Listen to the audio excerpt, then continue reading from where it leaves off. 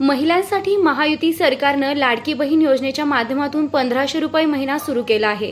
महिलांना न्याय मिळावा, संरक्षण मिळावे, हक्काचा रोजगार मिळावा यासाठी राष्ट्रवादी काँग्रेस अजित पवार गट पूर्वीपासून नगर शहरात कार्यरत आहे। महिलांना संरक्षण देण्यासाठी गेल्या 10 वर्षापासून राष्ट्रवादी पक्ष नगर शहरात कार्यरत आहे। संघटनेच्या माध्यमातून महिलांचं कार्य कौतुकास्पद आहे। समाजात अनेक अडचणी सोडवण्यासाठी महिला कार्य करीत आहेत। राष्ट्रवादी पक्षाच्या माध्यमातून महिलांना समाजासाठी काम करण्यासाठी संधी मिळणार आहे, असं प्रतिपादन आमदार संग्राम जगताप यांनी केलंय।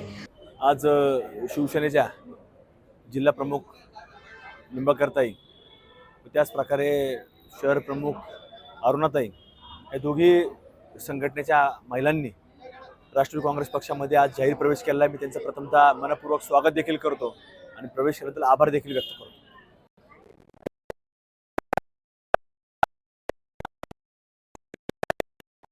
15-20 वर्षापासून ह्या महिला भगिनी चळवळीमध्ये काम करत होत्या।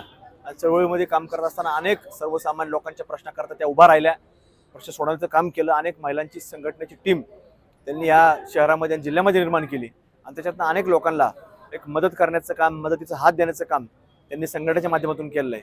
त्यामुळे सगळं काम करत असताना आज कुठेतरी एक चांगली टीम निर्माण झालेली आहे आणि त्या टीमच्या माध्यमातून शहरामध्ये आणि जिल्ह्यामध्ये एक चांगलं राष्ट्रवादी काँग्रेस पक्षाचं नेटवर्क उभा राहण्यामध्ये देखील मदत होणार आहे आणि त्याच पद्धतीनं ते जे प्रश्न सोडवण्याचं काम करायचे ते देखील पुढच्या काळामध्ये केलं जाईल अशी एक अपेक्षा व्यक्त करतो आणि त्यांचं मनपूर्वक स्वागत करतो। उद्धव बाळासाहेब ठाकरे शिवसेनेच्या महिला पदाधिकाऱ्यांनी राष्ट्रवादी गटात प्रवेश केल्यानंतर आमदार संग्राम जगताप यांनी त्यांचं स्वागत केलंय। शिवसेना जिल्हा प्रमुख आशाताई निंबाळकर, शहर प्रमुख अरुणाताई गोयल, उपशहर प्रमुख मुक्ताताई मेटे, मंगलाताई गुंदेचा, राधा सोनग्रा, ज्योती गोयल, सुजाता कदम, श्रुती शिंदे, आशाताई शिंदे, सुषमा पडोळे, लता पठारे, संगीता ससे, प्रमिला गोयल आदी पदाधिकाऱ्यांनी शिवसेनेतून अजित पवार गटाच्या राष्ट्रवादीत प्रवेश केलाय। या प्रसंगी जिल्हाध्यक्ष संपत बारसकर, माजी उपमहापौर गणेश भोसले, माजी नगरसेवक संजय चोपडा आदी उपस्थित होते।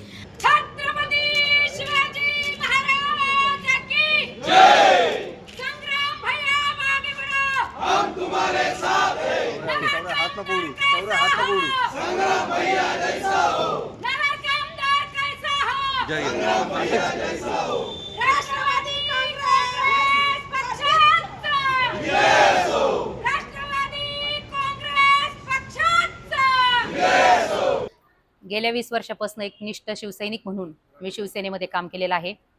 आज शिवसेनेचं जिल्हा प्रमुख पद माझ्याकडे होतं आणि शिवसेनेमध्ये काम करत असताना 20 वर्ष काम करत असताना खूप अडचणीला सामोरे जावं लागलं। परंतु ज्यावेळेस आपलं स्वर्गवासीय अनिल भैयाजी राठोड होते त्यावेळेस आम्हाला या अडचणीला इतकं फेस करावं लागलं नाही।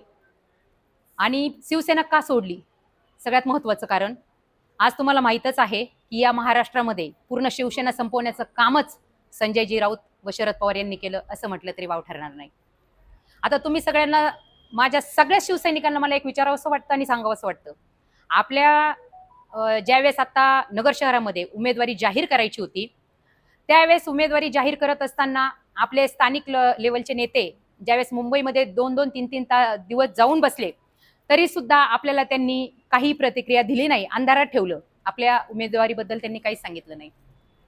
परंतु ज्यावेळेस राष्ट्रवादी पक्षाला ती उमेदवारी फायनल झाली त्यावेळेस एकदम म्हणजे माझ्या तर पायाखालची वाळू सरकली, कारण नगर शहरामध्ये 25-30 वर्षापासून आपला भगवा झेंडा फडकत होता आणि नगर शहरामध्ये विजयी उमेदवार असून सुद्धा त्यांनी ते तिकीट विकले गेलं असं मला वाटतंय। म्हणजे माझा डायरेक्ट संजयजी राऊत यांच्यावर आरोप आहे की त्यांनी हे तिकीट विकलं असं म्हणावं लागेल।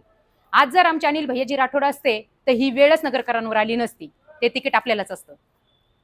आणि मला एक सांगायचंय, जर तुम्ही नगर शहरात नाही, नगर जिल्हा नाही, पूर्ण महाराष्ट्रात जर संपवायला निघले, सगळी शिवसेनेची खेळी करून टाकली तर मग त्या पक्षात राहून करता काय हो?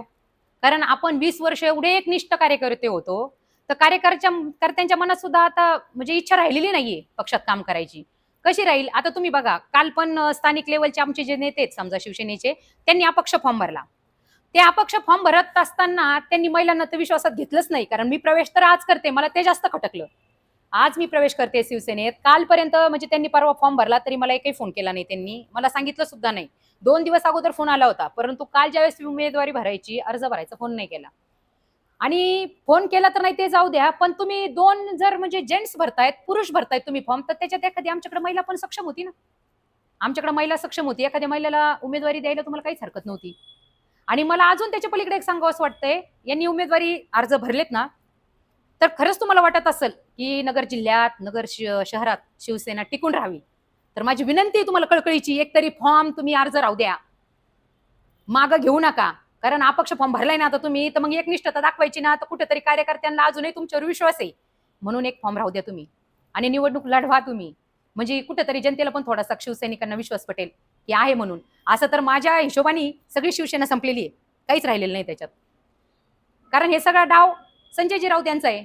कारण शरद पवारांनी जवळच यांच्यासाठी केलं हो. आमचे जर हिंदू हृदय सम्राट सरसेनापती बाळासाहेब ठाकरे जर असते ना, त्यांनी एक वेळेस माघार घेतली असती, त्यांनी एक वेळेस पक्ष सगळा संपवला असताना घरी बसले असते, पण कोणाची साथ घेतली नसती, दुसऱ्या पक्षात गेले पण नसते. ते जर असते तर आज आमची दुर्दशा नसती, इतकं तर मी नक्की सांगेन. प्रतिनिधी दीपक कासवा, अहिल्यानगर.